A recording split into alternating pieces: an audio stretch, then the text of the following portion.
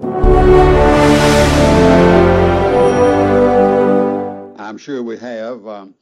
Brother Carl, how does the current rumblings, the discord that is now coming out of Syria, and we're getting more and more, and the Middle East also, how does all this line up with the potential Bible prophecy, and how does the book of Revelations directly connected to Turkey?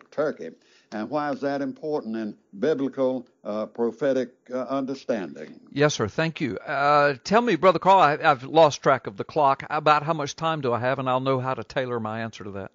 Well, you got about a day and a half. Okay, good. Day and a half. That's wonderful. Okay. You got a good 5 minutes, and maybe a little more if you need it. Oh, okay. Well, here's the thing, Brother Carl. First of all, look, I say this all the time. I just said it a moment ago, so let me just repeat. I do not set dates. I do not walk around wringing my hands saying, oh my gosh, the end of the world is here.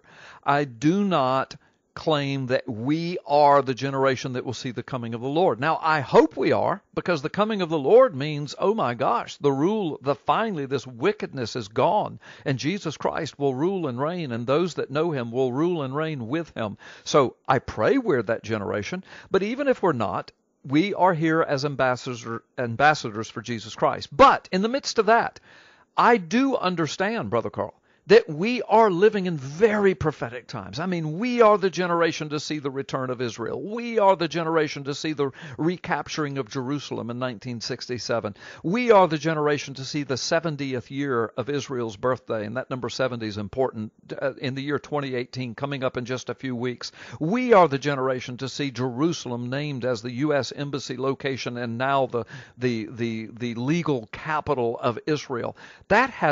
Jerusalem has not been the official capital of Israel for 2,700 years.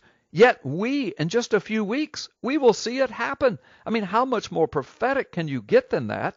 Plus, you've got this whole meltdown of the Middle East that started in 2011, just 7 years ago. Again, the number 7's an important biblical number. Just 7 years ago, 2011, the meltdown of the Middle East, which caused Syria to collapse into this irrecoverable, it looks like, civil war, which brought Russia to the Middle East with its troops, which brought China to the Middle East with its troops, which put Russia and China together, and Russia and Iran together, and China and North Korea together.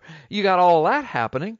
Then you have Turkey under President Erdogan collapsing into this Islamic caliphate with all of his wickedness and evil and his hatred for Israel.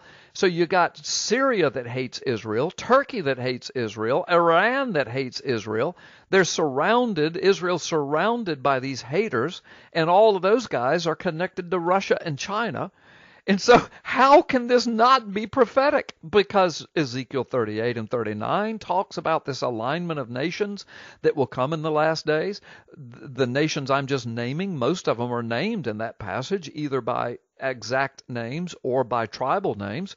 You've got Isaiah 17 that talks about the collapse and the destruction of Syria in the last days. And then to answer the question about Turkey and Revelation, you've got Ezekiel 38 saying that when the attack does come against Israel, it's going to come from the north. Well, if you draw a line from Jerusalem all the way straight north to the North Pole, it intersects with Ankara, Turkey. That's the capital of Turkey, where President Erdogan is the president, where he's trying to get this Islamic caliphate. He wants to attack Israel. Just in December 2017, he met with member Islamic nations from all over the region, and they literally sat down and drew a map and planned how they could attack Israel. That just happened a few months ago. So Revelation lines up with Turkey like this, Brother Carl. You asked me the question. That's a brilliant question. Here's the answer. Revelation was written to the 7 churches of Asia Minor. Now, Bible students know that. That's what it says in the book of Revelation. Asia Minor is the old name for what we now call Turkey. So the book of Revelation about end-time happenings was written first to Turkey, to the churches in Turkey.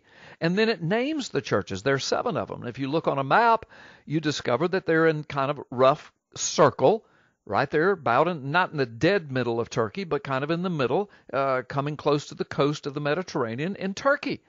and the 7 letters to the 7 churches written to the churches in Turkey.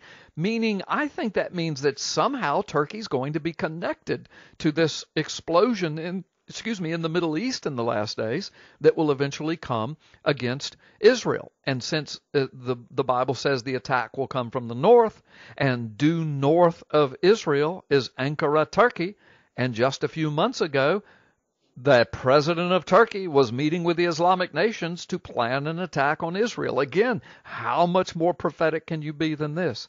On top of all of that, and I think I've pointed this out on your show before, in those 7 letters, one of the letters is to the church at Pergamum. And Jesus says to that church, I know where you live. You live where Satan has his throne on earth. And he says that twice to the church at Pergamum. Now, you got to stop and think about this, Brother Carl. So the book of Revelation, which was given first to the churches in Turkey. Now, of course, it's meant to go to the whole world, and it's meant to be relevant to all the churches, especially in the last days. But it starts in Turkey. It's centered in Turkey. And one of those areas Jesus identifies as the earthly headquarters of Satan. And now we know that this attack that's coming against Israel in the last days is Satan's desire and his dream.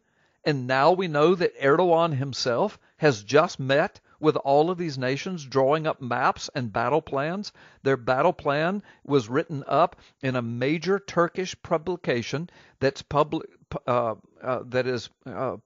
out of Constantinople area. I forgot what it's called now in the modern day terms, but also out of Ankara, and so. And they published a map showing how they could surround Israel. And not only that, but they said that if they did this, if they got all their armies together, they would have the largest standing army in the world. They would have 5 million soldiers, all kinds of nuclear arsenals, plus if they hooked up with Russia and China. I mean, they made these plans just a few months ago. Now, I don't know if they'll carry them out in our lifetime. I don't know if they were just blustering and talking, but we're the first generation to see these nations meet like this and make these kinds of plans against a returned Israel. And all of it's in the Bible, brother. Nowhere else. It's not in the Quran. It's not in the teachings of Buddha. It's not in the astrology charts. It's not in the teachings of Hinduism. It's not in the books of Nostradamus, but it is in the Bible. And we're watching these things, at least in the beginning stages. So that's my quick explanation of what we're watching unfold now in Syria, with President Trump saying he's going to send missiles in, Russia saying he's going to shoot them down. Of course, Iran is continually calling for Israel's destruction. Israel is saying they're going to launch attacks against Iran. They're not going to allow Iran to launch missiles from Syria, yet they're trying to do that. Turkey is meeting with the Muslim nations, wanting to destroy Israel. Again, I don't know how much more prophetic it can get. Now, I'm not wringing my hands. I'm not setting dates. I'm just trying to wake the church up to the times we're living in and how it's all connected. And everything we're watching happen is literally recorded in the scriptures, that these kinds of things would come together in the days before the return of the Lord. So, hey, the rapture might be on April 23rd, brother, but it's not because David Meade says so, and it's not because he misinterpreted Revelation 12 to have something to do with a rapture date. All I'm saying is we're living in very biblical times, very prophetic times. But hey, to me, it's exciting. I'm honored that the Lord would trust you and me and your audience and God's believers and the church with these days, Brother Carl. Yes, sir. Well, I want to thank you for a wonderful commentary this afternoon, and I agree with you, and you're just a wonderful, wonderful friend, and I can't ever tell you how much you're appreciated, how much we revere you here in this area. And so I'll be in touch with you, very, very shortly. Thank you so much. God bless you, Brother Carl Lamb, and all the great people in the WTSB audience.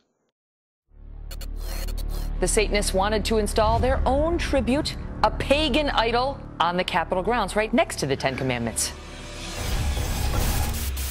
Billions around the planet are witnessing a world in the grasp of sadistic spiritual darkness. This unholy alliance has infected our governments, our religious institutions, and our societies. The world appears to be unraveling.